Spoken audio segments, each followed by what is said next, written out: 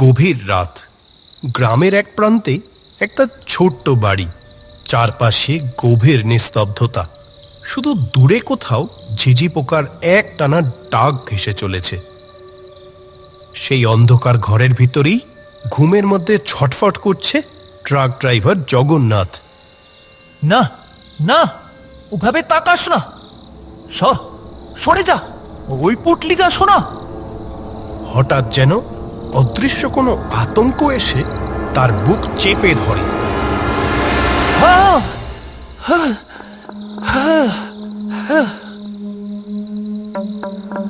ওগো, কি হলো গো তোমার?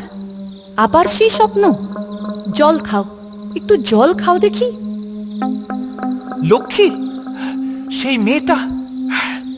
মেয়েটা আজও এসেছিল, ঠিক ঘাটের পাশে দাঁড়িয়েছিল। চোখ দুটো নেই, শুধু দুটো কালো গর্ত, আর হাতে সেই রক্ত মাখা পুটলিটা। শান্ত হও একটু, ওসব কিচ্ছু না, মনের ভুল। কতদিন ধরে তুমি ঠিক মতো ঘুমাও না, তাই এসব উল্টো পাল্টা স্বপ্ন দেখছো। না রে লক্ষ্মী, এটা শুধু স্বপ্ন নয়, আমার মনে হচ্ছে কিছু একটা আমার পিছু নিয়েছে। গত 10 বছর ধরে তো আমি ভালোই ছিলাম, মদ ছেড়েছি, এখন ভালো হওয়ার চেষ্টা করছি, তবে তাও কেন এমন হচ্ছে? ওসব পুরনো কথা ভেবো না, এখন ঘুমাও। কাল তো আবার কত দূর যাওয়া আছে তোমার। পরের রাত, প্রচণ্ড ঝড় বৃষ্টিতে ভিজে যাচ্ছে হাইওয়ে। দূর দূর পর্যন্ত শুধুমাত্র ট্রাকের হেডলাইটের আলো। সেই অন্ধকার রাস্তা চিরে এগিয়ে চলেছে জগন্নাথের ট্রাক। উফ, যা বৃষ্টি শুরু হলো! রাঁচি থেকে কলকাতা রাস্তা যেন ফুরোতেই চায় না। রাত 3টে বাজতে চলল, এবার একটু দাঁড়াতে হবে। ঘড়িতে কাটা তখন প্রায় 3টে ছুঁই ছুঁই। আর ঠিক সেই সময় হঠাৎ ট্রাকের হেডলাইটে কিছু একটা দেখা যায়।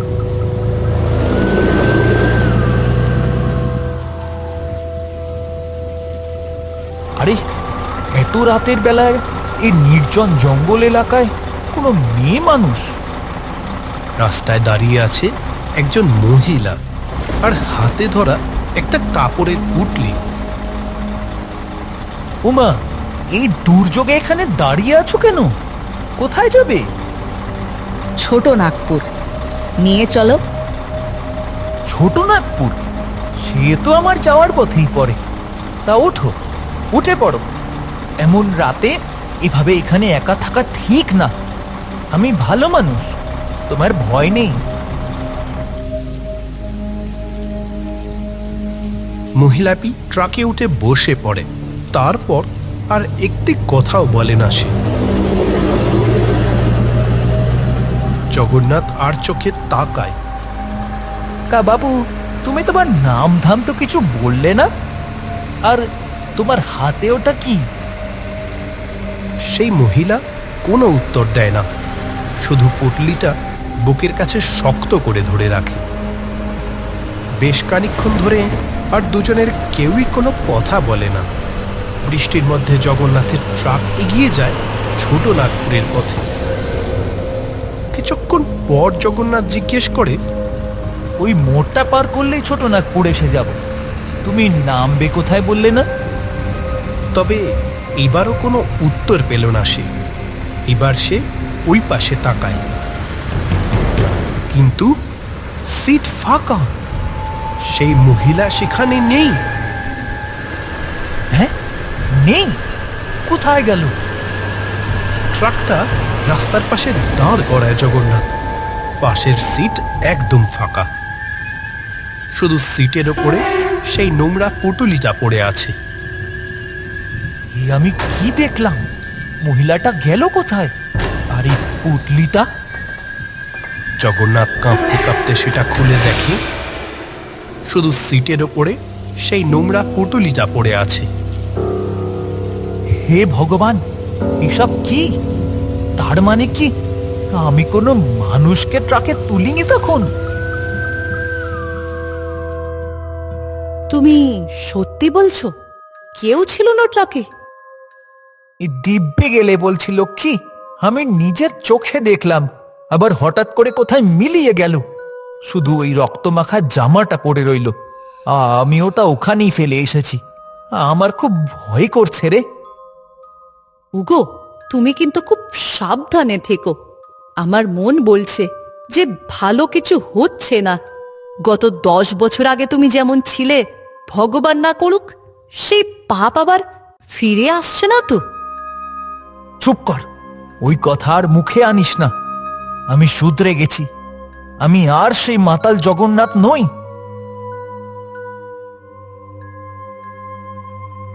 সেই রাতের পর থেকে জগন্নাথের জীবন যেন পাল্টে যায়।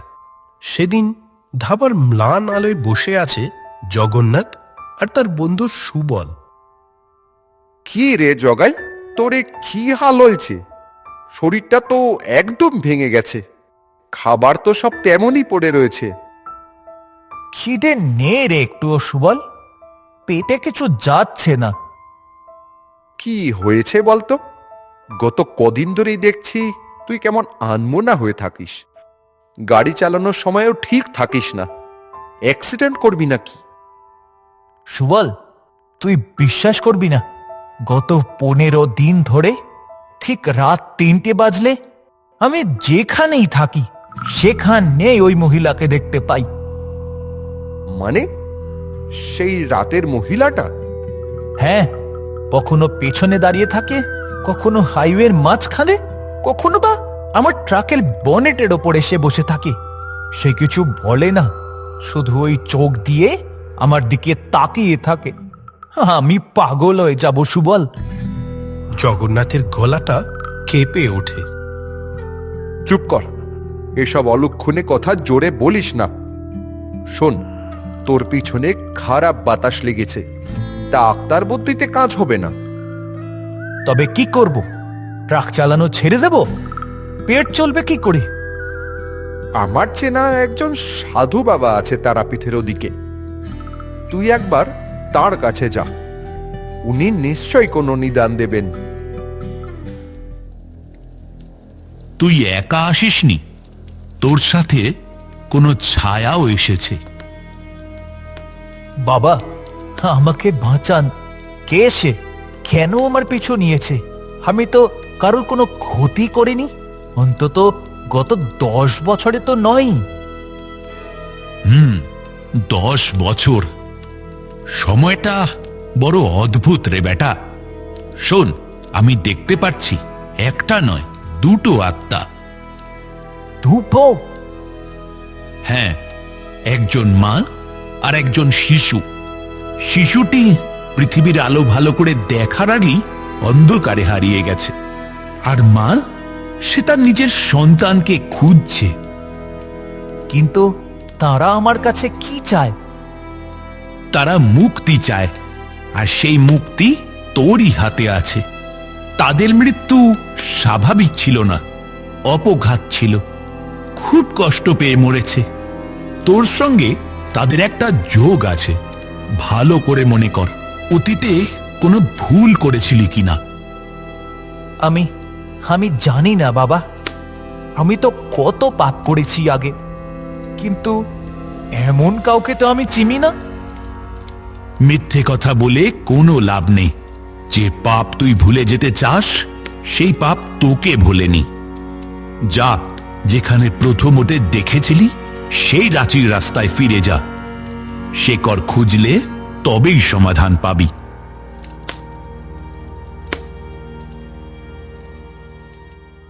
রাঁচির সেই নির্জন রাস্তা। রাস্তার এক পাশে একটা চায়ের দোকান। জগন্নাথ ট্রাক থামিয়ে সেখানে এসেছে। এক কাপ চা দাও তো, আদা দি। বসো বাবা, এখানে নতুন মনে হচ্ছে।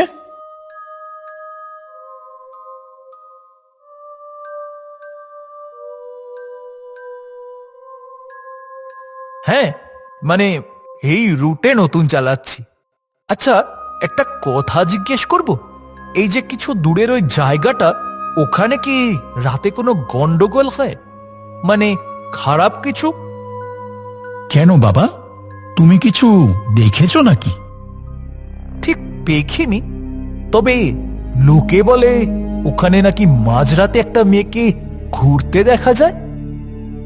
লোকে মিথ্যে বলে না বাবা, ওটা অভিশপ্ত জায়গা।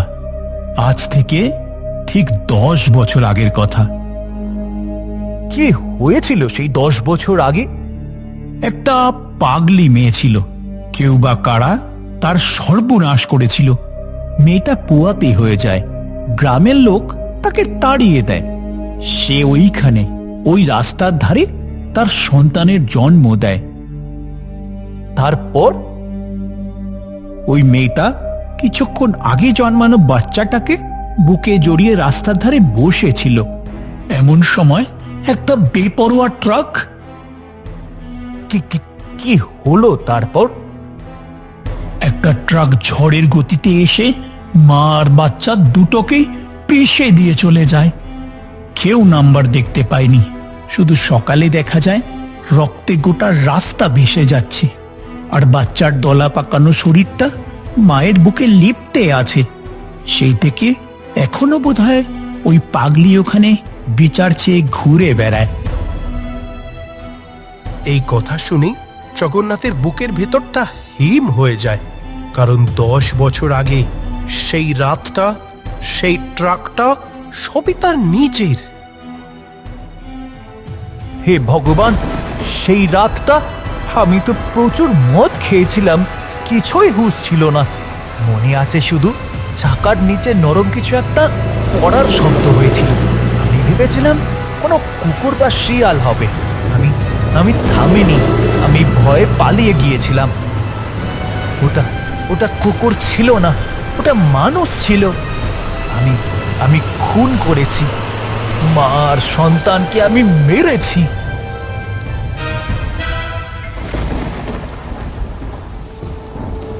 তখন রাত 3টে বাজে। সেই দুর্ঘটনাস্থল। জগন্নাথ ট্রাক নিয়ে সেইখানে এসে দাঁড়ায়। এসো, সামনে এসো, আমি চলে এসেছি। আমায় মেরে ফেলবে? এসো।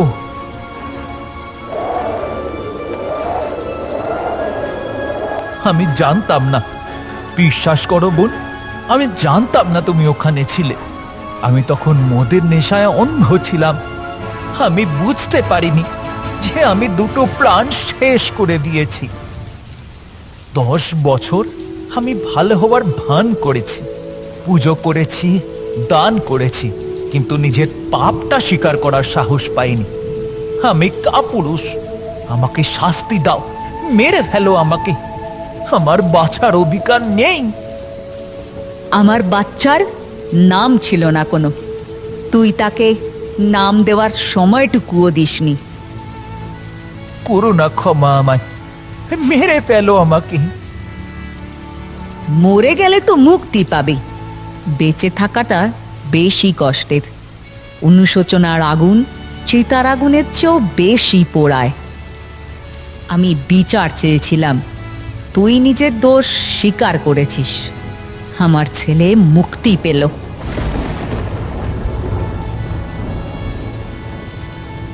রাস্তার মাঝখানে হাঁটু গেড়ে বসে আছে জগন্নাথ।